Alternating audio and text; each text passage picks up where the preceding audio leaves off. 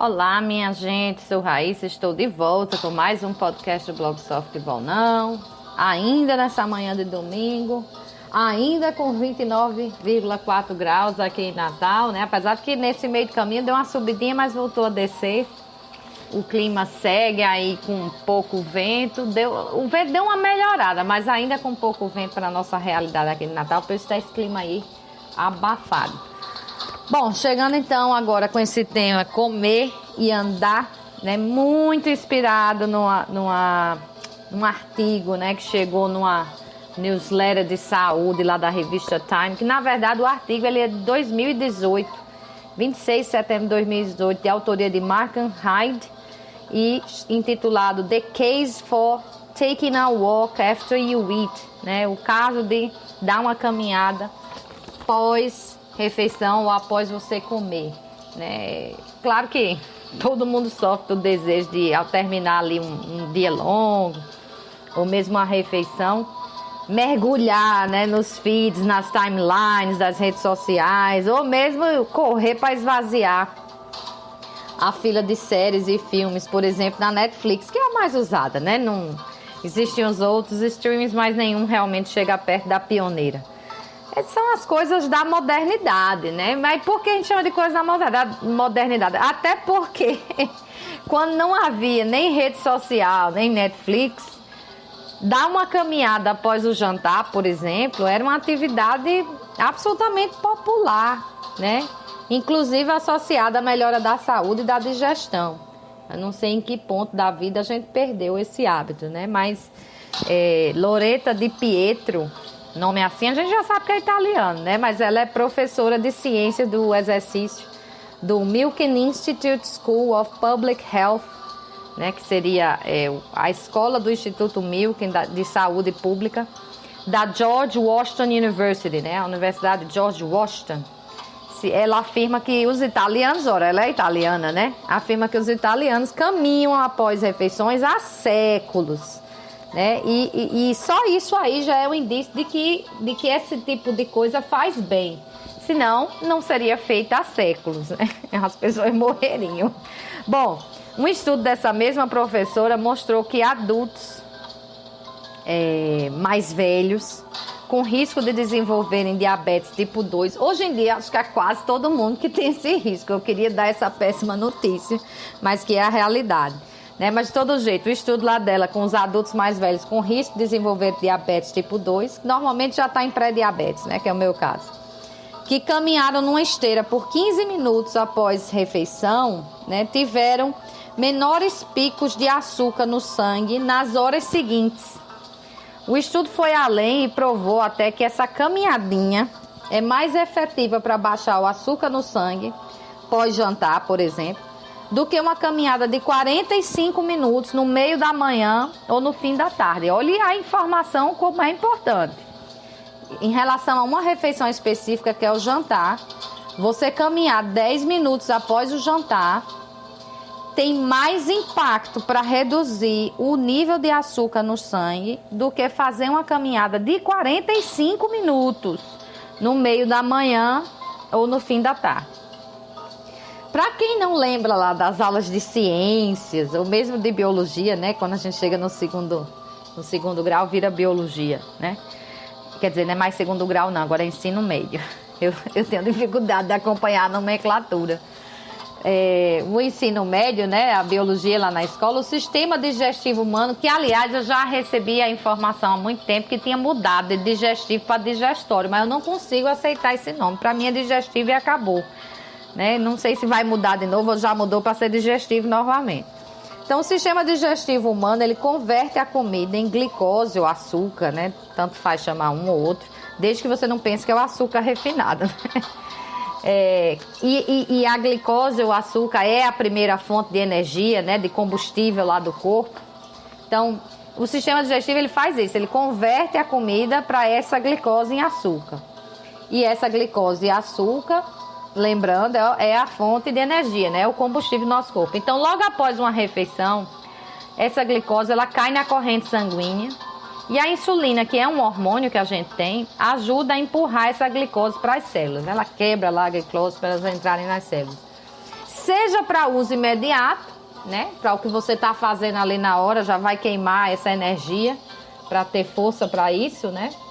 Ou seja para um uso posterior, já que a gente vai usar, a gente precisa dessa energia ao longo do dia. A gente não vai queimar só na hora que comeu, por exemplo.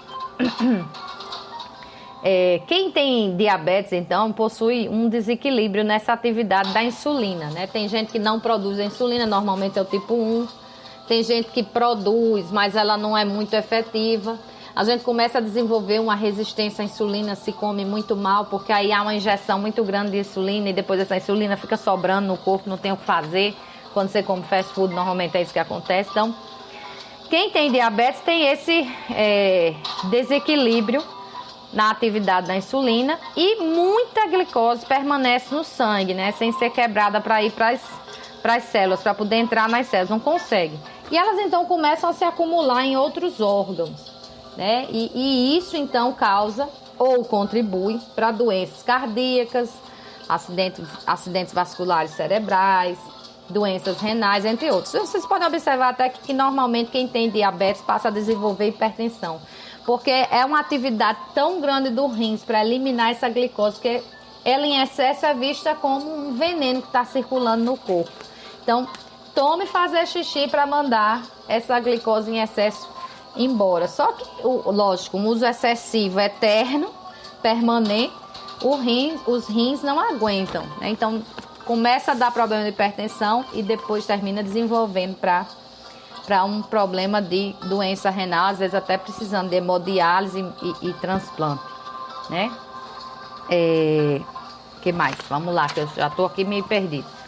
Então, comer muito no jantar, por exemplo, e ficar sentado logo após a refeição, resulta em níveis altos de glicose, que se mantém assim por horas. E foi isso que levou, então, os cientistas a começarem a pesquisar especificamente essa refeição. Como a caminhada ajuda, né? Os músculos usam glicose, já disse que era a energia do corpo, né? Então, os músculos usam glicose como energia, retiram essa glicose lá da circulação e assim reduzem os níveis da glicose no sangue. Isso na explicação de Andrew Reynolds, que é pesquisador pós-doutor da Universidade de Otago, na Nova Zelândia. No estudo dele, de 2016, apenas 10 minutos de caminhada após refeição ajudaram a controlar os níveis de açúcar no sangue. Segundo ele, aí eu vou abrir aspas aqui para ele, as maiores diferenças foram com a caminhada pós-jantar, fecha aspas, né? Em relação às outras refeições. Quer dizer, passaram então a se dedicar mais ao jantar porque faz diferença. Eu imagino até que seja porque depois a gente vai dormir, né? O organismo vai entrar num repouso ali quase que absoluto. Sherry Kohlberg-Ox, que é uma pesquisadora de diabetes e exercício da Old Dominion University, afirma que o exercício estimula a peristalse. Quem não lembra disso, né? Eu me lembro do nome que a gente chamava aqui, que eram os movimentos peristálticos, né? Que é o processo de movimentação da comida digerida pelo trato intestinal. A gente não precisa ficar empurrando a comida, né? Nem fazendo exercício para ela descer. Ainda que você comesse e ficasse de cabeça para baixo, seu organismo ia levar. Você não deve fazer isso, obviamente. Principalmente se você tem refluxo. Mas o seu organismo tem movimentos que vão empurrando a comida lá pelo trato intestinal, né? Então, a peristalse é esse processo aí de movimentação da comida digerida pelo trato gastrointestinal. A pesquisa dela, né, de Sherry Kohlberg-Ox, também constatou que a caminhada pós-refeição é muito mais efetiva do que a caminhada pré-refeição no controle do açúcar no sangue. Lembre-se, estamos falando especificamente da glicose no sangue. Outras pesquisas afirmam que essa caminhada acelera o tempo em que a comida leva para se mover do estômago para o intestino delgado, o que poderia ajudar na saciedade pós-alimentação. Aí já é outro efeito, né? Não estamos mais falando de glicose. Há também evidências ligando esse tipo de digestão mais rápida, a diminuição, esse tipo aqui, não é aquele de comida rápida, de digestão rápida não, mas sim da movimentação, porque você está se exercitando.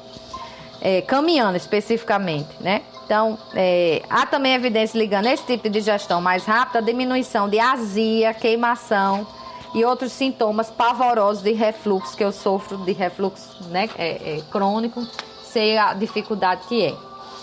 Caminhada não é o único tipo de exercício, né? Há estudos com pessoas com diabetes tipo 2 e obesidade que obtiveram menores taxas de triglicérides quando você come muita massa, muito pão, nessas coisas assim, essa taxa sobe. E normalmente o diabético, que vai ser o tipo 2, né, ele sofre disso, começa a subir essa taxa aqui primeiro.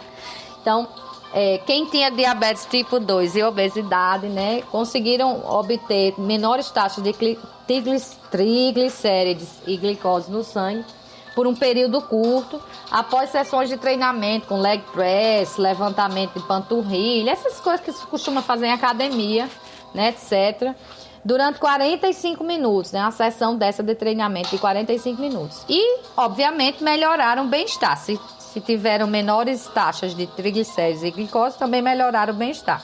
No entanto, há evidências que apontam que formas vigorosas de exercício atrasam a digestão. E isso parece até óbvio, porque o fluxo sanguíneo, ele fica então direcionado para os músculos que estão sendo exercitados. Então, obviamente, a digestão vai diminuir o ritmo. Isso não é bom, então. Quanto ao tempo, o ideal é se mexer dentro do período de 1 hora após a refeição, né? Não precisa ser assim, acabei de comer, fui. Não, mas em até 1 hora você tem que ter cumprido aí essa caminhada.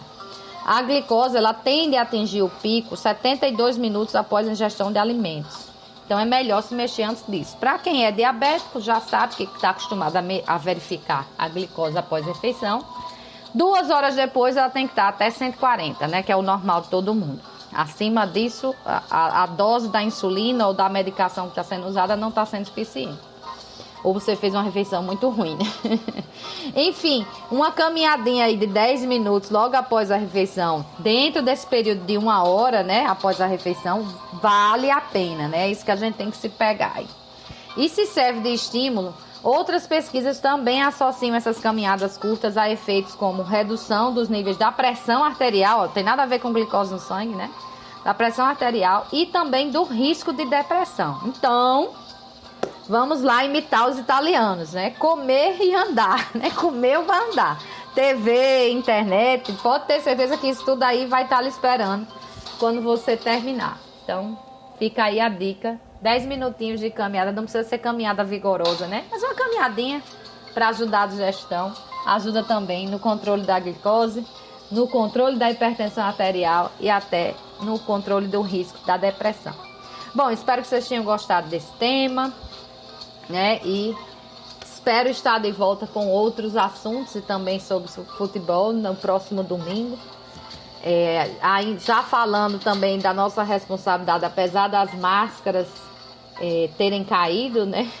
Isso normalmente é uma coisa boa, cair máscara, né? Mas a gente tá falando da pandemia, o uso obrigatório de máscaras caiu aqui em Natal, mas o bom senso segue, né? Tá com sintomas, vai para um canto que tem muita gente, é uma aglomeração muito grande, aquela coisa assim, ombro com ombro.